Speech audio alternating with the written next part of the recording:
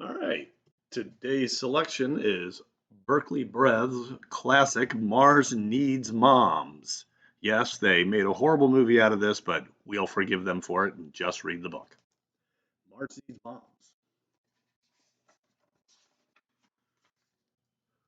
Mars Needs Moms by Berkeley Breath. Mothers. Milo often wondered what was so special about them.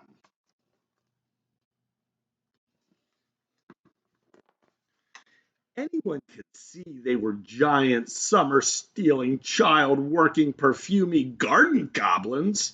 There was hardly much special about that.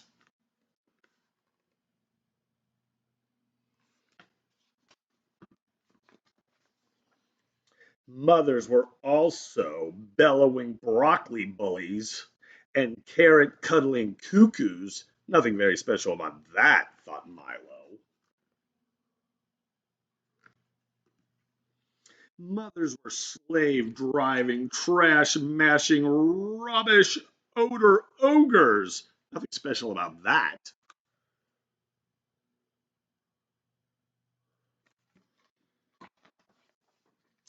And mothers were thundering, humorless tyrants. This afternoon, Milo's mother missed what was funny about sister tinting.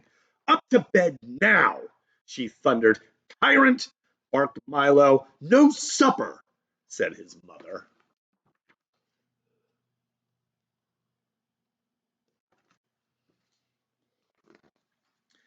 As she left his room, Milo yelled, I sure don't see what's so special about mothers. She paused when he said this and then closed the door very, very slowly. Exhausted from his fit, Milo fell very, very asleep.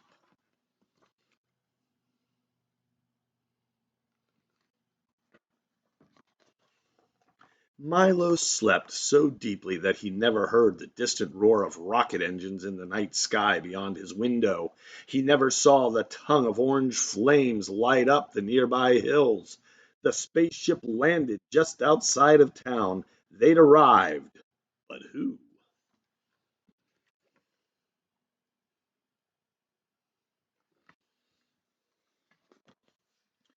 Martian raiders. Worse, Martian raiders with a big net. They climbed down from their starship and gazed over the town below, looking for that most marvelous treasure, treasure that could never ever be found on Mars, a treasure called moms. Oh, they thought, to nab just one of those, any mother would do. They don't have mothers on Mars, you know. Martians grow motherless from the ground, like potatoes. The Raiders had some early mom nabbing trouble. Bolder action would be needed.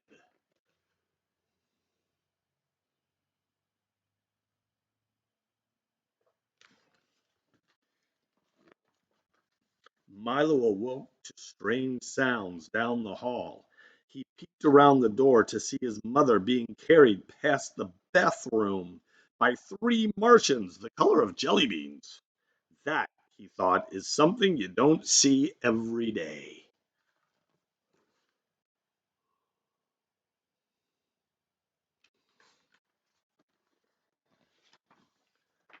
Milo chased the Martian raiders and their now awake prize out of the house and down the street and into the hills and up to the spaceship which roared into the night sky. Milo suddenly wondered why he would want to be dangling miles above Earth chasing his carrot cuddling mother. He decided to figure it out later.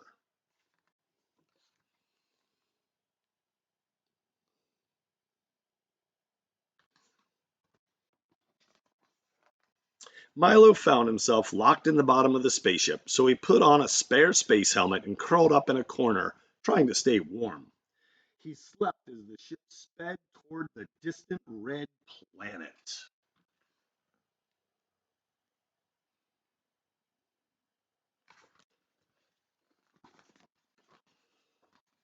Milo awoke to find the ship still and quiet.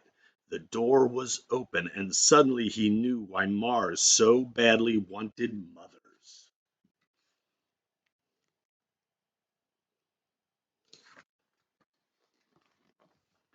They needed driving to soccer and to ballet and to play dates, parks, and pizzas, plus cooking and cleaning and dressing and packing lunches and bandaging boo boos. They'd seen it in their telescopes. It was obvious. Mars needs moms.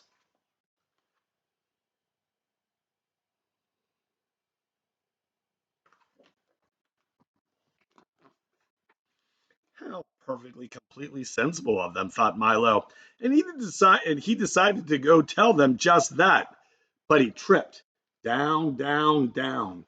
Down he went, landing very hard, but in one piece. His helmet, not so much.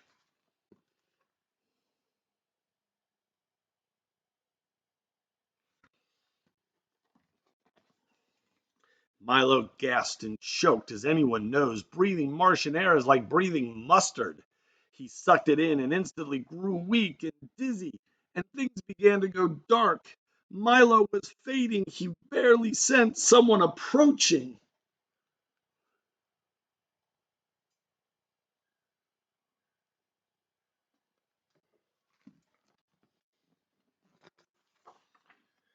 And he barely sensed the gentle hands place her own helmet over his head.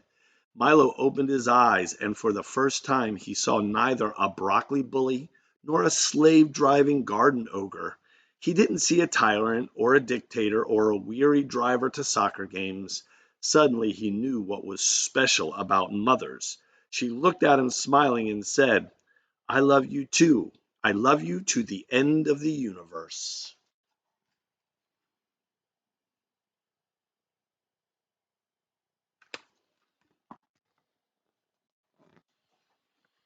And then she breathed in the terrible air, closed her eyes, and leaned on Milo, growing very still. The Martians watched, unmoving, confused. Help her! He yelled angrily. Then he added, She's my mother!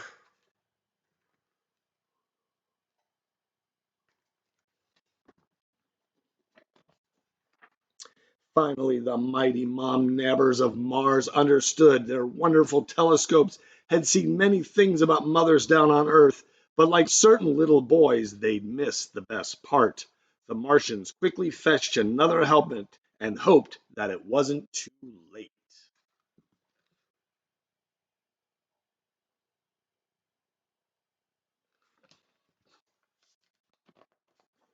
They helped Milo carry his mom aboard the ship, which lifted off for the long journey home. Her eyes remained closed as they soared through the stars. Milo would stay curled close to her all night.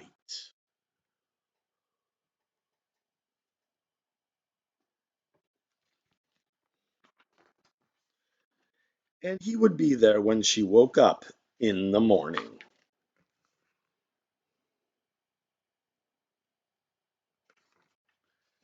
And there you have it. Mars Needs Mom by Berkeley Breath. Hope you enjoyed it.